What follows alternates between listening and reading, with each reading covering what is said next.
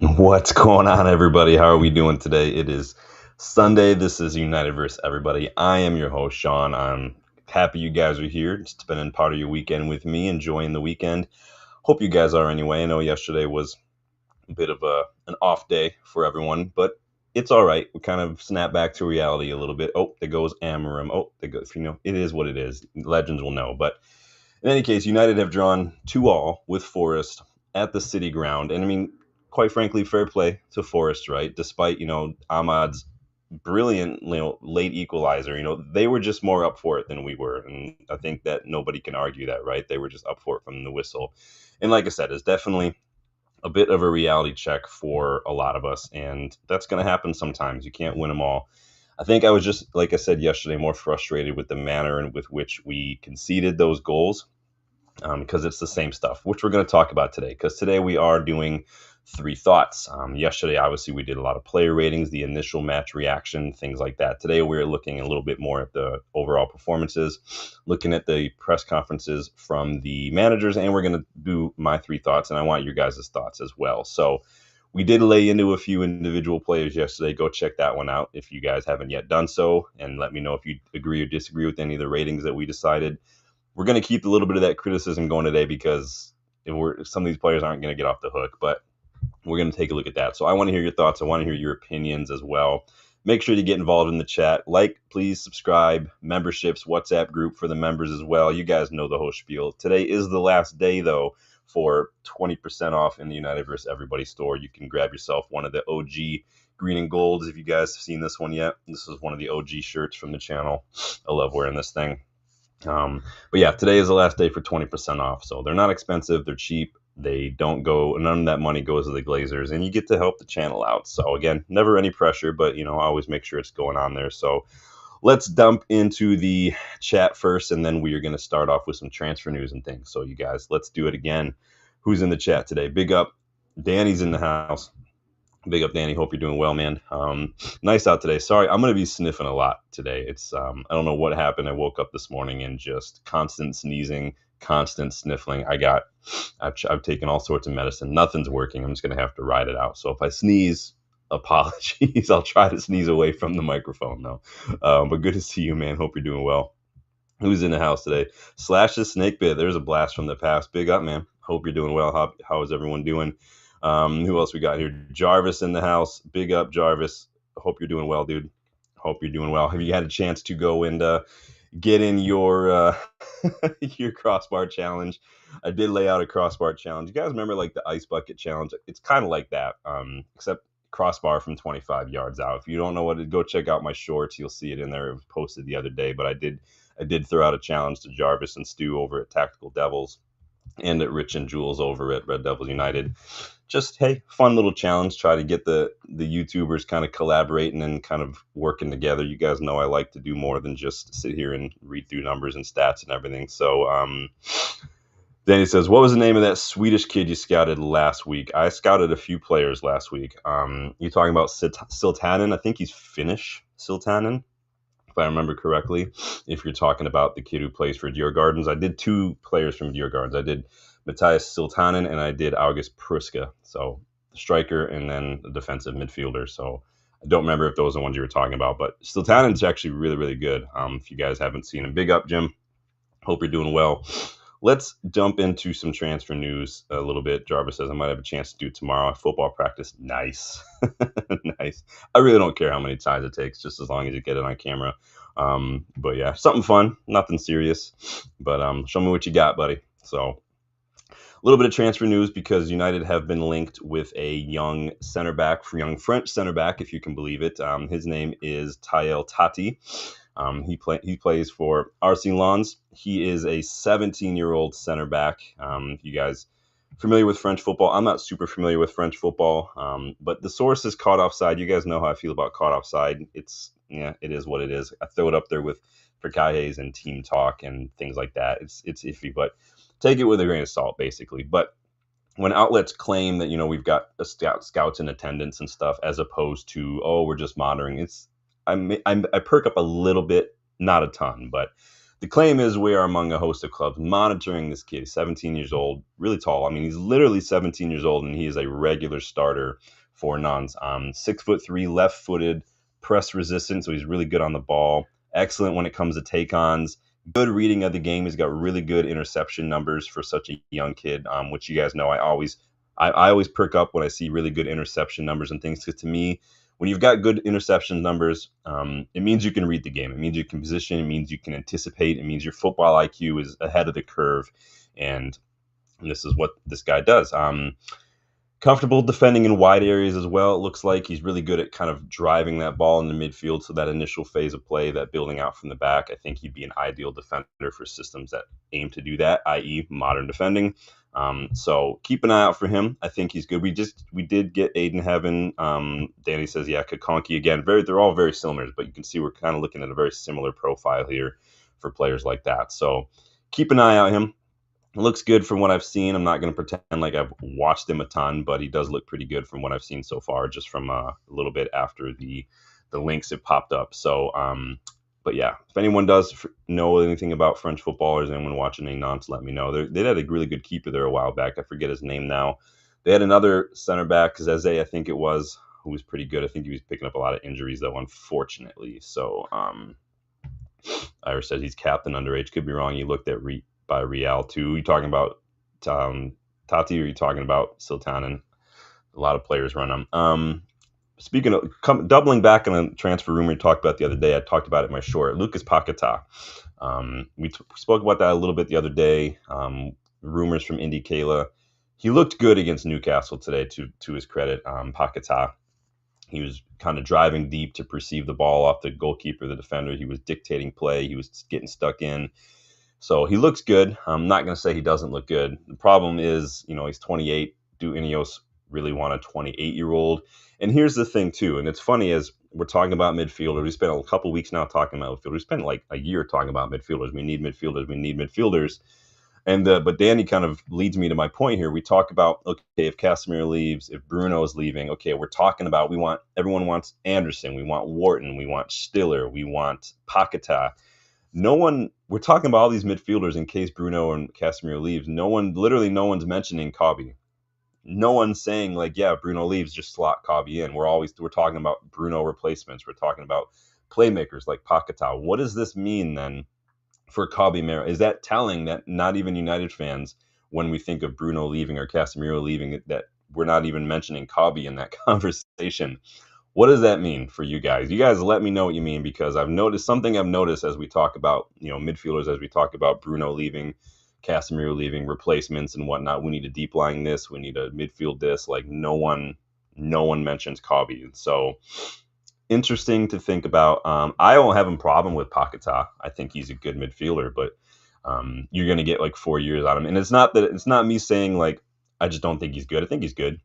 His pass completion needs to be improved a little bit, but it's just a question of would Ineos really sign a 28-year-old who's already on 150K a week. You guys let me know what you think, but let me know what you think about the whole Kobe thing, because it's something that I've noticed, and it's a little interesting when I hear people talk about midfielders. So then he says, I thought he had a higher ceiling, late bloomer. Yeah, I mean, I watched him a lot when he was at Leverkusen. I watched him a little bit more when he was at AC Milan, and then he moved to West Ham, and then he had all the issues that I think recently got cleared. I forget what it was. It was like gambling or something. I don't remember off the top of my head, but under Nuno, and this might have been the key today. Maybe this is why I was watching a little bit more today, because West Ham finally got a win. They beat Newcastle 3-1, and Paquetá looked good. And I don't know if that's a Nuno Espirito Santo thing, if it was just, the right manager for this guy. I don't know. Maybe he just used them. And sometimes that's the thing. It's, the managers. You guys know I always look at manager and stuff when I'm looking in the context of a player or transfer and stuff, because that's going to mean more, because that's going to dictate how this player is used. And maybe that was the key. I don't know. But I know a lot of you like Paquetá. I know a lot of you take him. It wouldn't be my first choice. But I do think that if Bruno leaves, and again, Bruno could stay. So if Bruno stays, then it's kind of a moot point anyway. If Bruno stays, though, then we need to go all out for Elliot Anderson, because imagine Bruno and Elliot Anderson alongside each other. That would be just a chef's kiss, man. So let's talk about this match, you guys. Make sure you're getting those likes, and make sure you subscribe into the channel too as well if you guys are new. We're going to talk a little bit about some of this match once I get this screen working. There we go. Boom, boom, boom. So, overall, Forest were happy to let us have the ball, right? They simply trusted their ability to win back possession and launch that quick counterattack. Now, counterattack is not always long ball. Yes, long ball is counter, but not all counterattacks are long ball. You guys know transitive property, right? Math. So whether it was winning those second balls, passing out of trouble in midfield, or just finding an open teammate when they were working that ball around the box, Forrest also always seemed to have an extra player kind of available. I thought we were way too passive in that regard, especially when we allowed them to kind of work that ball. And I thought we just kind of invited that pressure unnecessarily, and it really suited Forrest and did not suit us. I think a lot of people thought they were going to hoof it long. I didn't think that. Just looking at Sean Dyche's numbers and statistics, he doesn't actually play a ton of long ball. But we kind of played it in their hands, and we were just a little too passive. That aggression, that verve that we saw just wasn't quite there in those regards. I just didn't feel like we were fully switched on, especially to start that second half. Amorim said the same thing in his post-match comments. Those 5 minutes to start were not good. But again, take nothing from Forrest. It's not, like I think Stu said it, Jarvis, on your channel, like you have to give credit to the opposition sometimes. And Forrest were just better. I'd say they're probably of the two sides feel a little hard done by, but I think that it's fair result in my opinion because of the way we did fight back. We didn't give up. We showed a bit of resilience, a bit of that mentality, a bit of that fight. We didn't let our heads drop, and I think for that, I'll give us credit in that regard. Last year, and I put this in the chat in the poll. You guys can let me know, because last year, and I've seen other people say this too. I think in that same situation, going 2-1 down to start the second half, I think it would have been very easy for us last year to let's bring on Maguire. Let's let Bruno hoof balls into the box and let Maguire get on the end of them. Let's just kind of resort to that. And I think that this year we look different. Last year we would have let heads drop. This year we didn't. We kept fighting. We pulled one back through Ahmad. We didn't give up. We kept kind of cycling possession, kept creating chances. You kind of got the feeling we were going to equalize, and we did. And I like that. And they didn't let the referee get to them either. I'm not going to blame the ref, but Cunha was fouled like 11 times. He was the most fouled player, and somehow both sides had one yellow apiece. Tell me how that works. Like, honestly. Let's see. Danny says Anderson Stiller packed to by summer. Yeah, I think I've got a video, spoiler alert, coming out on Angelo Stiller soon. So keep a lookout for that one. I've got another video coming out on doing a deep dive on a left back that I think United should take a look at in January. I think he's gettable. He's at a top club right now. He's got experience. He's got fight. He ticks a lot of boxes, this left back. He's someone I've spoken about before, so keep a lookout for that one. We'll do a couple of those videos this week as well. You guys know I always try to keep the scouting reports coming out for you, but Danny says probably prefer Ruben Neves. Yeah, in terms of Premier League proven, you guys remember I did do my January signings video a couple weeks back, and I did put Ruben Neves in there. Spoiler alert. I think that he could be available in January, and I think that he is a leader. He ticks a lot of boxes. He's a straight-up Casemiro replacement. How would he and Casemiro both work at the same time in the side? You guys let me know. Casemiro is in the form of his life right now, so I think it's a hard situation to be in. It's hard to drop some of these players right now, but so what do we have here from talking points from Amorim, from Sean Dyche, from everybody? He sort of felt the same way to what I just said. It's what Amorim had to say. He said, my feeling is the players tried. They really tried, and they tried during the week, and they tried today. In the past, if we had had this kind of bad 5 minutes and suffered 2 goals, we didn't recover. Today, it's a different feeling, and you can sense that we could not win this game, but we are not going to lose. And that is a feeling sometimes a big team has to have. In the past, we could have lost everything in the positions, the way we play, the game. Today, the feeling was not that one. So I think we are improving in that aspect.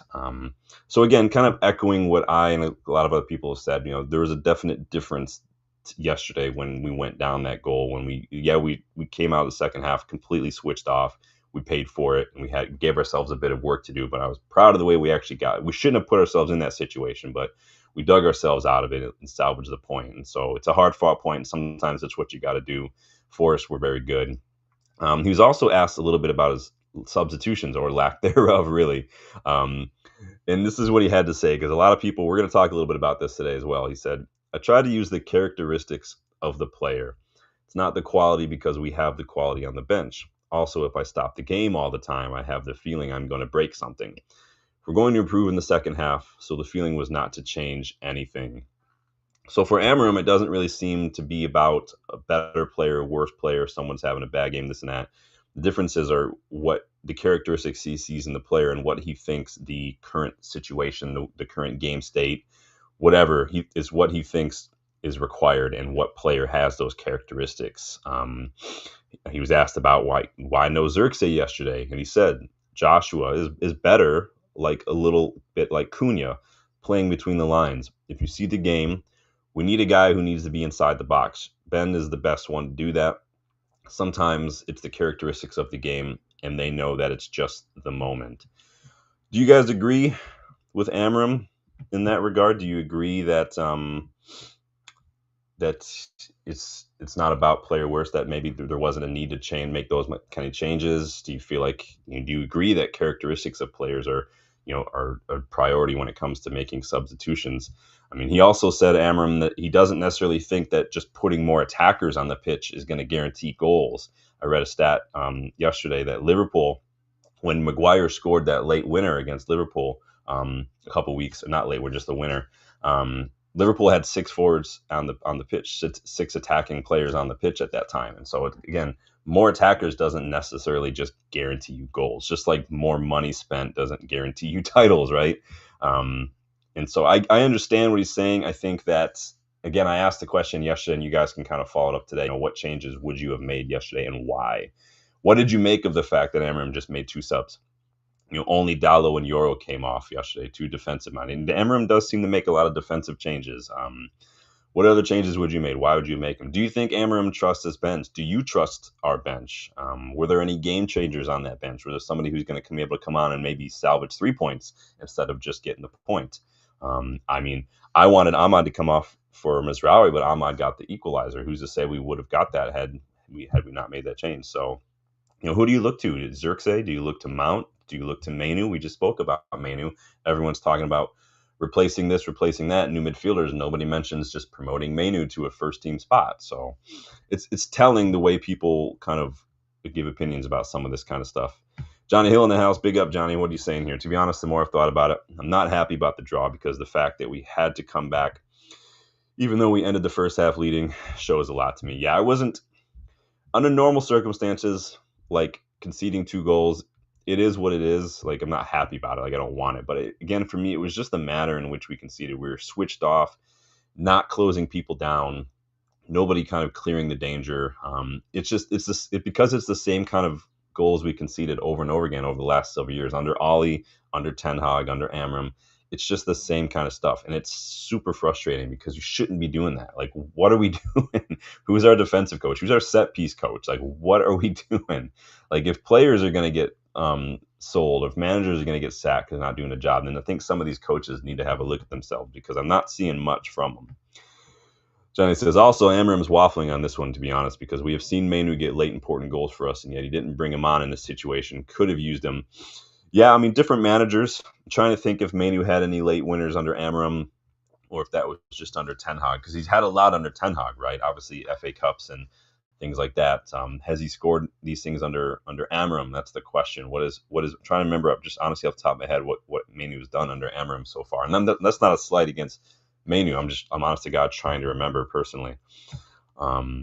Danny says, could make an argument for both sides, but Shesko was poor. Would have brought on Manu, got support, linked through the midfield, put Bruno 10, Cunha 9, rotating with Mbeumo. Yeah, I think a lot of people were mentioning maybe Mount, Xerxes, maybe drop into a false 9 kind of a situation, which we've seen Amorim do on several occasions. Danny says 3-5-2. You guys know how I feel about 3-5-2. I think it's an honest-to-God excellent way to get the most out of this side. Shores up that midfield a little bit. All you're doing is you're basically sacrificing a 9, and you can keep Mbeumo, you can keep Cunha, you can bring on Shesko. I like it personally, but what are you going to do? It's not my team, right? But I hear you, Danny. You and I have been ringing that bell and waving that flag for 352 for a long time.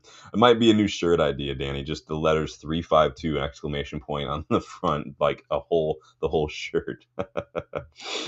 Johnny says also adds my point from the other day that there's absolutely no reason to stop Manu going on loan. If he isn't going to get minutes, he won't be sharp during AFCON. Yeah, and it's always I think that I'd see both sides to that too, because Manu is a contributing factor to why we are no longer in all these some competitions where maybe why he isn't getting as many minutes. He started along with Xerxes and other players in the Carabao Cup against Grimsby Town, which we were handled in. He played a part in, I can't remember who started that Europa League final. I don't remember it off the top of my head, but it was poor Europa League final, poor team selection. So I'm not blaming anybody. I'm just saying everybody kind of shares a little bit of that accountability for that. Manu, he's got to do more with the opportunities he has. Has Manu done enough with the minutes he's had? Everybody was happy to slag Donny Van de Beek when he was getting 3 minutes here and 4 minutes there. But, Manu was getting, 20, 25 minutes here and there. Manu started against Grimsby Town. And I'm not saying it's his fault. I'm just pointing out there's a correlation here and asking the honest question, has Manu done enough with the chances that he's been given under Amorim? Is he shown that he can play the kind of midfield? We're sitting here talking about the kind of midfielders that we need for Amorim's system. They need to be mobile. They need to have stamina. They need to have, it seems like we kind of overlook the fact, or at least the question is, does Manu offer those things? And maybe that's why he's not getting. We look at midfielders and we say yay or nay, depending on if they tick those boxes. We need to look at the midfielders we have too and see if they tick those boxes as well. And again, like I said earlier, everybody's talking about midfielders: Anderson, Wharton, Stiller, Paquetá. Nobody even mentions Manu when it comes to what happens when Bruno leaves or Casemiro leaves. And so I think, again, like most things, it raises more questions than it does answers, which is not bad. There's nothing wrong with that. That's life sometimes. But I don't think there really necessarily is a yes or no answer to a lot of this. Then he says, they drew us in for the 5-6 man high press. We fell for it. Yeah, they sat back a lot in the second half, and really they could. Once they got 2 goals up real quick, they literally scored 2 goals in 2 minutes within 5 minutes of that second half. And then they were happy to sit back. Then they were happy to soak it in and then just try to hoof it along a little bit, which we left a little bit of space open wide. Dalot didn't quite know how to take up space. They did a good job, I thought, Forest, of getting overloads in these wide areas to get every time they transitioned, it seemed like we struggled a bit to handle it. So it is what it is. Johnny says, I'd be able to see that perspective. I wasn't seeing Dalot be trash every week. It continued to start pretty much. Yeah, no, I my thoughts on Dalot are well documented. I'm over Dalot. That's why I have a left back video coming out soon. A left back that I think is gettable in January. He plays at a top level club. He's experienced. He's mobile. He's energetic. He got fight. He's rapid as hell. I've spoken about him before on this channel. We're going to do a little bit of that. You can guess if you want to. I'm not going to let you know, but we can guess. But let's see. Johnny says, I also feel like Manu would work in midfield if you get a mobile player. If we played a 3-5-2, you put Casemiro deep, you put Manu and Bruno in the 8s, it's perfect. It's perfect. It works. It just works. But we don't have that. So it is what it is. Yeah, he's consistently who he is.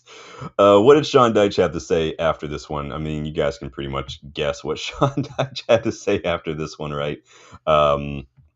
He was not happy after this one. I think we all can guess why he wasn't happy after this one, because he felt like that corner shouldn't have stood. Had a lot to do with that corner. He felt the words aggrieved were used, wrong, incorrect decisions, all those words were used. His players towed the party line. Everybody who did an interview pretty much said the same thing. And Sean Dyche actually went as far as to blame that corner for Forest dropping points. Not the shit defending for the corner, which honestly would have happened either way. Had the ball gone out, you still would have defended like shit. But no, he blames the corner for the fact that they dropped 2 points. How about not clearing your lines, not being alert to Ahmad at the end of the box? Again, not defending the corner. How are you going to let Casemiro out jump everybody? He's one of the shortest players. Stop moaning and defend. How about that? Sean Dyche feels the benefit of a doubt should always go the way of the defending team in that situation. He blames the league and he blames the fans, by the way, because he says it's our fault, the league's fault, because he says we all want to see more goals, and that's why they let that stuff go. Okay. Okay, Sean Deitch. No one, and he doesn't care about the fact that Forest were also awarded a corner that shouldn't have stood because it went out on one of their players as well. But hey, it's cool to pick and choose. I mean, agenda's gonna agenda. I mean, what are you gonna do? Big up, Jules. Hope you're doing well, man. Good to see you, man. Ooh, he's got his crossbar challenge ready to go.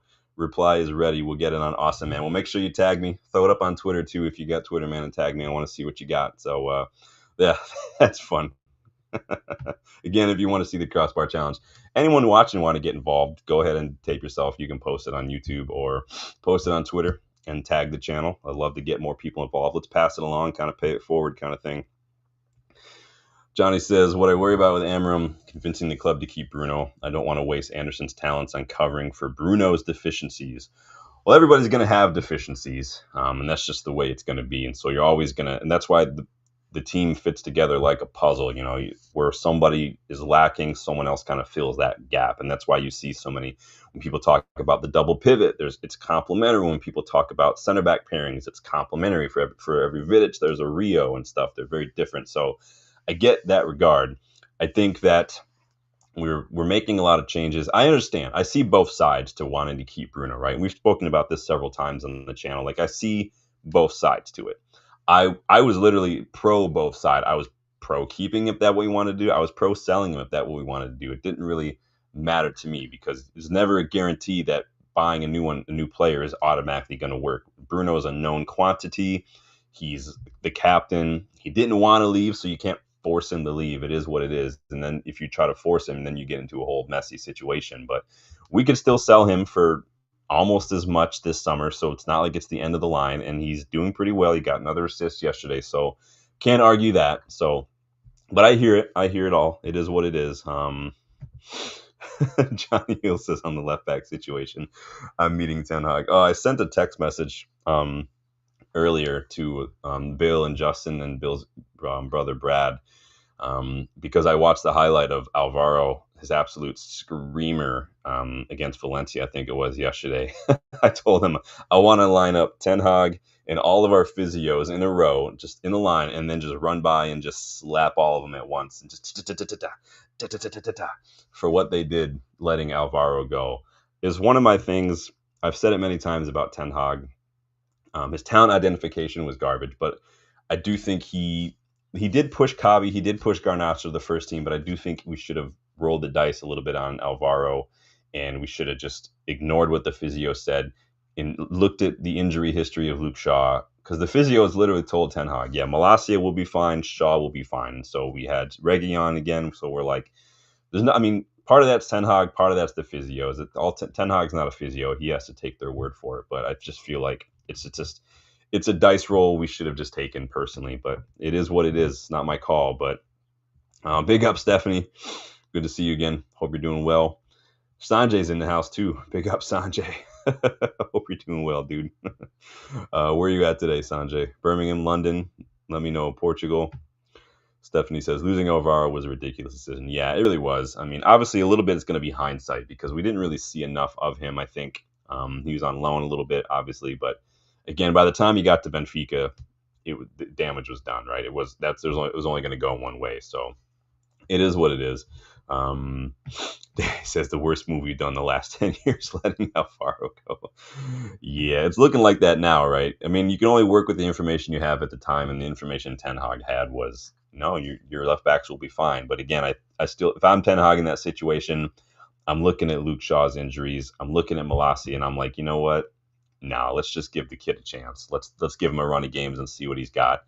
And it could have been us sitting with Alvaro, and Real Madrid could have been paying us 50, 60 million for him instead. Who knows? You never know, right? But what do you make also? I asked this question on Jarvis's channel yesterday.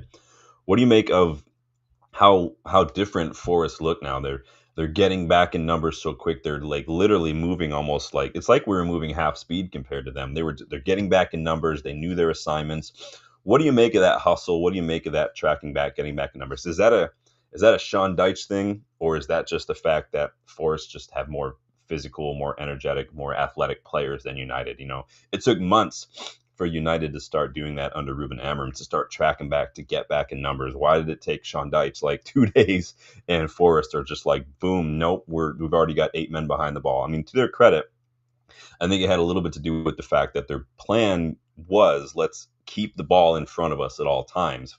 That's the way they wanted to play, which is fine. It is what it is. But I just thought that was interesting that they just seem to be on it like lightning, and we just seem to struggle with that. So, what you gonna do? Johnny says, to be honest, when I think of the Ten Hag Academy stuff, sorry, I scrolled up a little bit.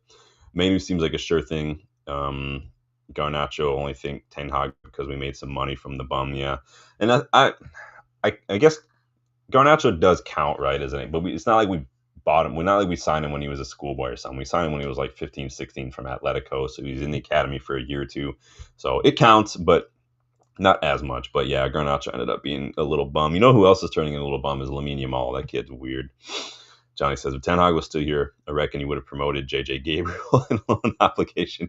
Well, we'd have to finagle some paperwork to get JJ Gabriel in the first team. But yeah, no, JJ Gabriel is the truth, man. He's an absolute boss. Then he says, Dice think training fitness is intense. But that's the thing, like, every manager we've had for the last several years, as far as I can remember, has literally criticized our lack of fitness. Ollie did it, Ten Hag did it, Amorim's done it. It was one of the first things Amorim did, if you guys remember that footage from one of his first training sessions, was like, we're playing, blows the whistle. All right, you lost the ball. Everybody get back, kind of thing. He could clearly see, like, we are out of shape AF, like, not okay. But we still every other team just looks better at it than we do. And this is what happens when you spend so many years buying techie ballers and not buying just actual athletes, people who just get up and down the pitch. If you look at what Ineos are targeting, the mentality, the physicality, and that's really what the Premier League is now. I mean, I close my eyes and it's like 30 years ago. It's set pieces, it's long balls, it's long it's corners. It's ridiculous, man. It's Jose Mourinho wet dream out here these days, dude. Stephanie says, let's hope Licha comes back fighting fit and adds his defensive concentration and passing control. Yeah, Licha is, if you had to create a defender in a lab that suits the left center back role in this system, Licha would be it. I mean, obviously people would probably say, let's make him, half a foot taller. It is what it is. The guy does just fine. It doesn't really matter that much how high he is or how tall he is. But as far as passing, his press resistance, his attitude, his ability to drive that ball out from defense, like, the guy's elite, man. He's awesome. Ryan, what's up, man? Hope you're doing well. Said Ten Hag sold our best left back to Madrid. Well, we sold him to Benfica, and then Benfica bought him. But yeah, like we said, Ten Hag was told by the physios that Luke Shaw and Tyrell Malacia were going to be fine, and so Alvaro seemed like a worthwhile sacrifice, I guess. I just wish Ten Hag would have rolled the dice, but it is what it is. We've criticized that a couple times, man. Irish Danny says, Dyche played some great ball with Burnley. Yeah, I mean, we know what you're getting with Sean Dyche. It's direct. It's no nonsense. It is what it is. So, Stephanie says Ten Hag also didn't play Ahmad enough. Yeah, I remember. It was under Ollie that was the whole Dan James, Ahmad, Palestri kind of whole situation. Elanga, I think, didn't Elanga come through with Ollie as well? Ollie loved him some pacey wingers, and so we did sign Ahmad and Ollie. He went on loan. Several clubs. He went to Rangers. He went to Sunderland as well. He did really well with Sunderland. And then, so I always get a little bit. I understand when it's a player that a manager doesn't sign, but I think that Ahmad has shown these last couple of years that, like, yeah, you bench him at your own demise, because he can pop up. He's not a wing back. He's a winger, but it is what it is. I don't care as long as he's scoring worldies. He almost grabbed a winner. I wish that he would have, because his technique for both shots was perfect. Hips over it. He just aims down, and that's what you got to do, man. And it's perfect contact, perfect technique. Johnny says, I wonder if we will give Casemiro a new deal and reduce wages, because I definitely think Ugarte and Bruno will be gone. I think Casemiro will leave before Bruno leaves personally, but says if we keep Manu, we'd still need. Yeah, and that's what I've said many times. We've gone through the midfielders we've had several times, and we've listed, the situation. Like I said, Casemiro probably gone. He's 33. Bruno potentially gone. Doesn't necessarily suit the deep role. He's been doing well these last couple games, to his credit, but it's not his natural position. Manu not quite ready. Question marks over his adaptability to that role. Ugarte has all the fight. I love the attitude. just not good enough on the ball. And so those are the four midfielders we have. And so it is what it is. Johnny says, remember we could have had Cucurella on loan. Yeah, welcome to United. Don't want to pay a little bit, so we're just gonna make the managers settle for nothing. It is what it is, man. There's nothing new under the sun at United these days. So, but let me know what you think about some of that. We're gonna dive into my 3 thoughts, you guys. I want to hear yours as we go along, because these are just my 3 takeaways, things that I'm kind of rolling around in my head as we talk about some of this stuff. But get your thoughts in as we go along. You guys know the drill by now. Starting with number 1, same shit, different day. Let me get the criticism out of the way early on, because I've got criticism here. Because against Forest, I mean, and quite honestly, even in the last few matches, we've been guilty of committing the same mistakes that we've seen from United over the last several years. I'm talking about not closing down the ball, poor set piece defending, midfielders caught out of position or caught flat-footed like Casemiro was a couple times, and just generally not being switched on in key moments, i.e. the first 5 minutes coming out of halftime. I don't know how Dalot is a natural fullback, because he's so bad at defending, and I mean like awful at defending, dude. I've never seen someone so bad at defending. He doesn't track runners. He doesn't. He has no clue who to mark in different situations. He just doesn't really seem to know how to defend, the basics of defending. He's happy to just run, but he leaves 5 yards of space. I've never seen him put pressure on the ball. It's cost us many, many times over the years. And then once again yesterday, it cost us. Forrest were just able to get in balls at will off his side. He's got to go. He has to go. We can't afford to keep carrying this guy. Why? Because he does a long throw in. Let someone else do a throw in. Like, who cares? We can't just suddenly decide to start doing long throw-ins as a club and expect us to be experts at it. And if that's the only thing Dalot does, then I'm sorry, I'd rather not do that. Short throw-in, let someone put a cross into the box. It's the same thing. Who cares? He has to go. I'm worried that maybe he's got nudes of Ruben Amorim, and that's why he's starting. I mean, I don't know what's going on there. It's ridiculous. On the set piece, I don't know why Ahmad is the one marking people, because Ahmad's literally the shortest player on the pitch. It's a complete mismatch. I don't get that at all. And then the second goal we conceded was an absolute shit show. I mean, look at this nonsense. How is that ball able to just sit there and drop to everybody? It comes in and then it just drops, and what's his face? Sanarov, whatever his name is. It just drops to him. It doesn't even do anything to it, man. Like, and look at this stuff right here. Dalot just watches it. Is this on the stream? Let me put this up here. Dalot literally just watches this. I'm going to turn that down. Watches this go in. Let me play this for you.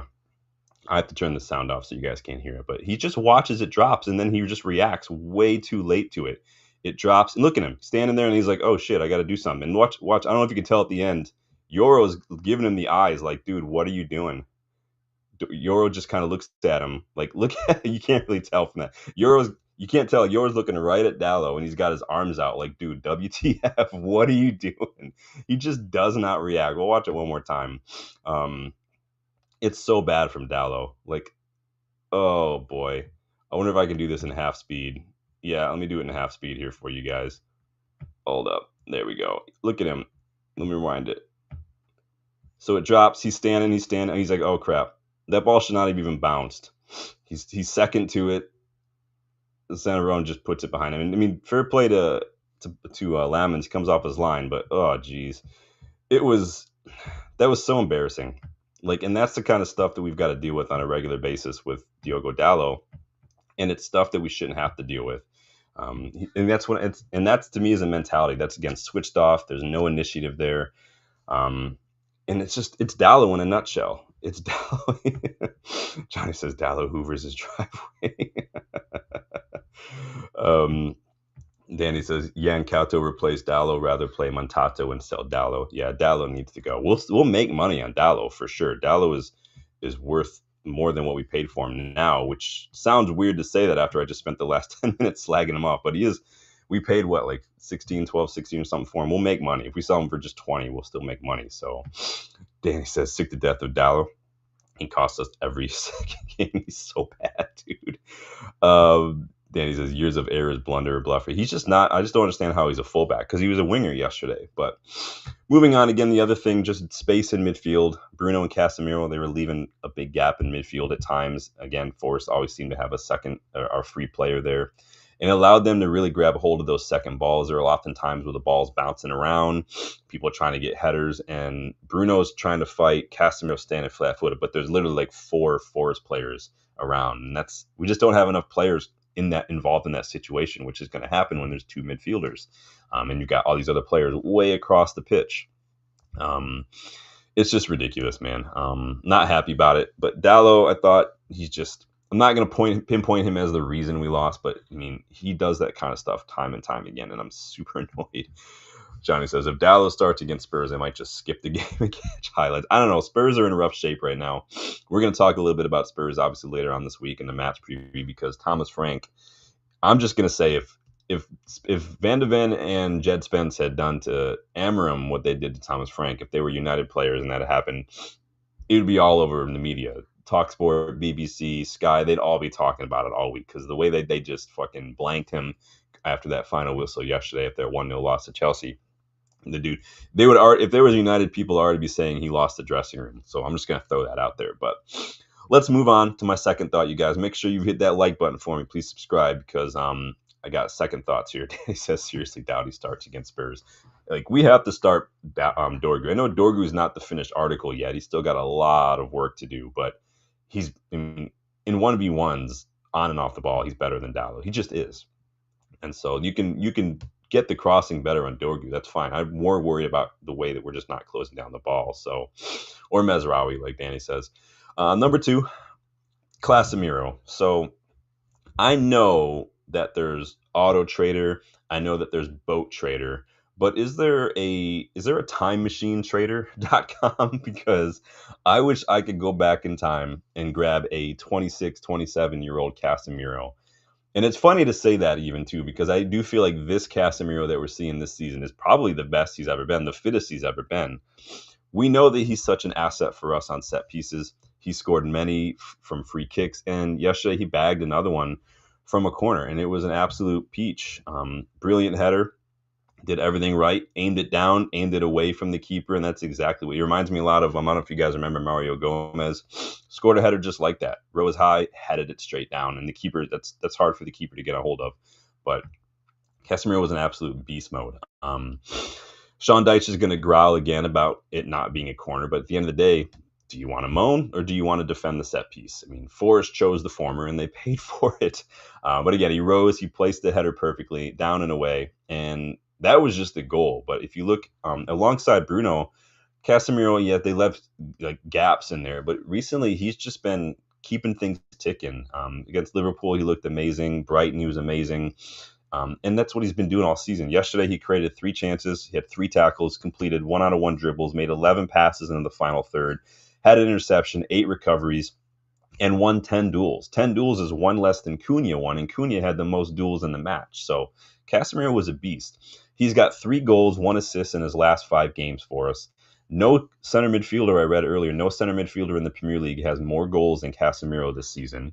And credit to Ruben Amorim, too, in that regard, for getting this from Casemiro, for getting Casemiro to this level. The fitness regime, the diet, all that stuff that we did over the summer, Casemiro's come back looking leaner, looking fitter, looking more like quicker. He's looking really, really good.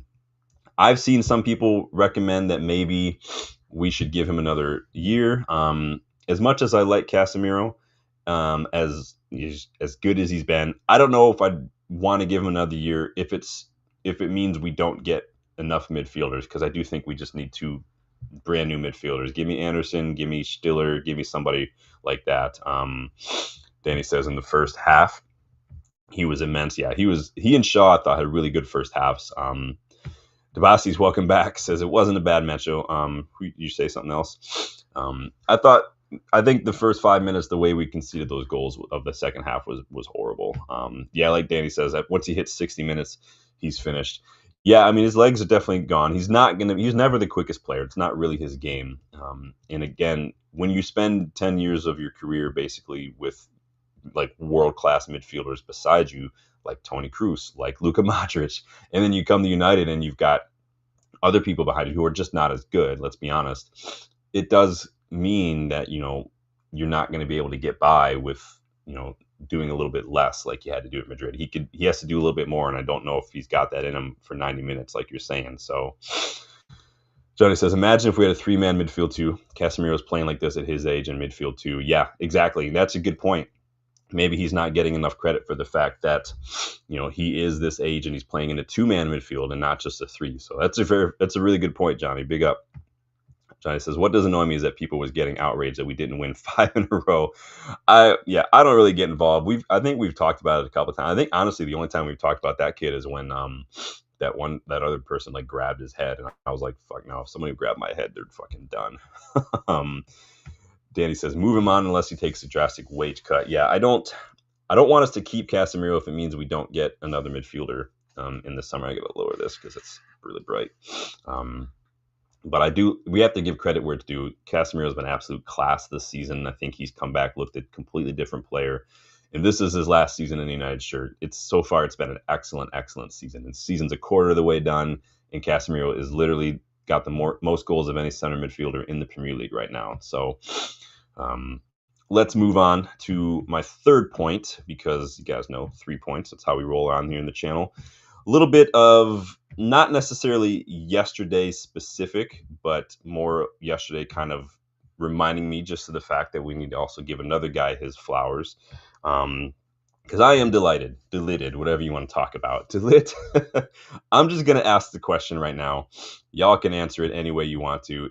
Is Matthias de Ligt the best center back in the Premier League right now? You guys answer the question, honestly, how you feel. If not, is he in the top 3 right now? Because this guy is an absolute force of nature. I need him to be more of a leader. Sure, I've said that yesterday. But he's been a force of nature this season. He's been just popping up, doing the simple things and doing them well, and just doing them on a consistent basis. His performance against Brighton was spectacular, especially that late challenge outside of our box.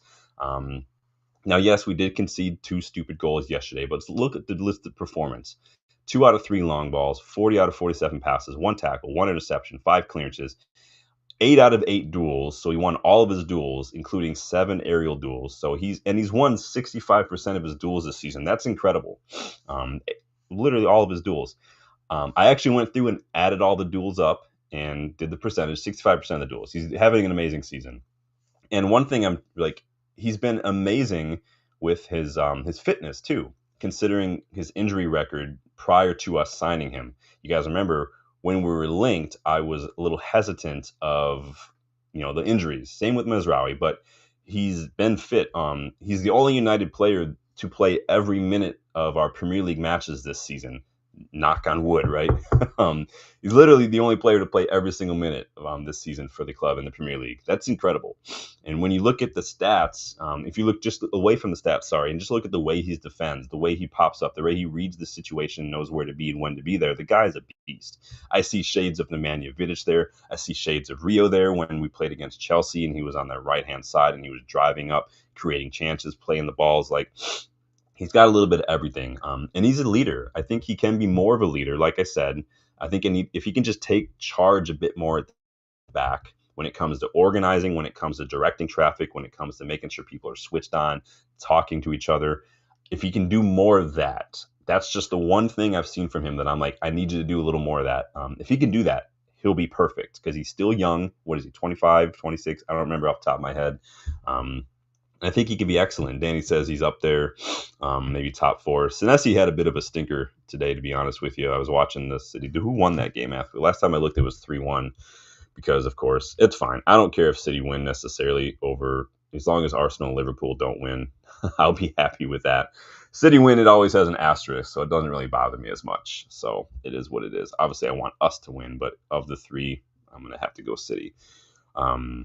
But I don't know what you guys think about I've been delighted, pun intended, but I'd like to see a little bit more from him as far as leadership goes. But is he the best CB? Is he in your top 3 in the league right now?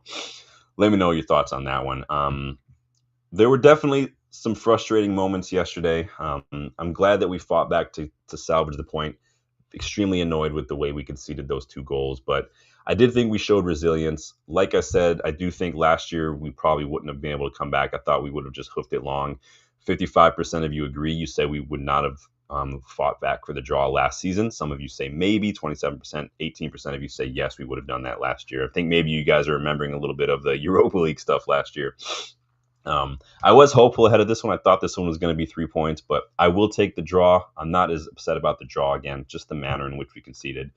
You could still say, I guess, we're still 4 unbeaten. So, hey, it is what it is. I really wanted 4 points, though, from Forest and Spurs. Spurs could be a big ask to get 3 points, but it is the break after that. Is it too much to ask? Is it too much to expect 3 points from Spurs? They did just lose 1-0 to Chelsea. They've got some injuries. Thomas Frank is kind of losing the players a little bit. We are now sitting in 8th now that after all the results. City just leapfrogged us today, so it is what it is. We got to enjoy that for a little bit at least. But someone want to tell me too how Bournemouth have only lost 1 game until today. Now they've lost 2. Like, that's insane. Again, things will regress to the mean a little bit as the season goes on, but that's insane. Let me see what you guys are saying here. Johnny says, to be honest, I feel like it's hard to be a leader when Bruno's there because Bruno does the whole pointing and shouting stuff nonstop. Doesn't seem to. I mean, that's just his personality. Bruno would still do that whether he was captain or not. Like, I was watching, we talked a little bit earlier today about Paquetá. Paquetá does the same thing. And no one wants to talk about him. Like, I was watching him. He was literally having to go up the ref. He was literally a bit of shithousery. He was doing all the things that Bruno does that Bruno gets slagged off for every single week. Captains do that. Players do that all the time. Like, Roy Keane wants to sit here and criticize Bruno. Roy Keane was probably the worst one of everyone when it came to just being so emotive on the pitch. And so it is. I never once had a big issue with Bruno being vocal and stuff. I think it's just him as a player. It just is what I don't think Bruno is blaming everybody all the time. Bruno is just most of the time he's yelling at himself. He's frustrated at himself if you can't tell. But I hear it. I understand. I mean, I get it. Danny says De Ligt's been a monster. De Ligt, I mean, definitely top 3 best center backs right now in the league. I don't agree that, Virgil van Dijk is nowhere near top 10 right now. Danny says, anything less than a win against Spurs is not enough. Yeah, I've got a high standard right now because, again, what have I said many times? Success breeds expectation. The way we played against Sunderland and Liverpool and Brighton, now I expect that week in, week out. Yesterday, we stepped off the gas a little bit. Now, whether that was because we were away, we don't tend to travel well. I think we looked tired yesterday. We definitely looked a little switched off. We needed to learn from that. We need to look back and say, hey, we were just a little behind a little bit. We were half a step too slow. We weren't switched on. We need to stay switched on. Where was that aggression? Where was that energy that we've seen? You guys were too passive. Let's just kick back up a bit, learn from this, shake it off, and go out swinging against Spurs. And then we can take the next 2 weeks, international break, and relax a little bit. But Johnny says Spurs on 3-19 at home. They had a 0.05 XG at home against a stinky Chelsea. Yeah, I want to win, and we're going to do, obviously we'll do the preview a little later on this week. I've got 2 more videos coming out this week. I've got an Angelo Stiller deep dive coming out for you guys, and I've got a left back scouting report that I think could come in and easily walk into our first team right now. So keep a lookout for those as well. Tabasi says, our midfield was fine enough. Marking was way off. Dallo doesn't know where the ball lands or who's behind him. Ahmad isn't even built for defense. Yeah, I don't know why Ahmad's even in the box when we're defending set pieces. I'd rather have him outside the box in case that ball comes shooting out so he can just get it and start booking, because having him in there it almost hurts us because he's a body. So you're like, okay, Ahmad's got him. He doesn't got him. He's too short, dude. There's one thing to be short and like not have any ups. It's another thing to do it and have ups. Like Leach can handle. I don't mind Leach doing it. Like I don't have a problem with that. Luke Shaw is not the tallest, but he can get it done. But Danny says probably bring in Maz or Dorgu for Dallo and Maguire. Yeah, I wouldn't mind seeing Maguire come in. I thought I would have maybe brought him on a little later on the way they were putting balls in the box, but it is what it is. Anybody still want Emi Martinez, by the way?